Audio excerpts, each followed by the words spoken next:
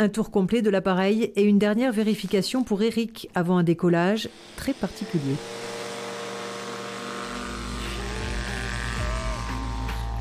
C'est un drôle de sport, en 4 lettres, le stall, short, take-off, landing. Le principe, décoller puis atterrir en ULM sur la plus courte distance possible. Une activité venue de loin, pratiquée à Belmont depuis tout juste 3 ans.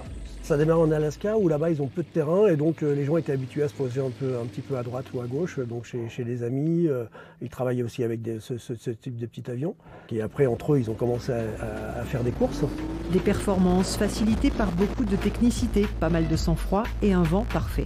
Et quand on a la bonne composante, j'ai fait donc à Quiberon il y a 15 jours, j'ai fait 12,20 m, donc le cumul des deux, c'est-à-dire 4 mètres au décollage et 8,20 m à l'atterrissage.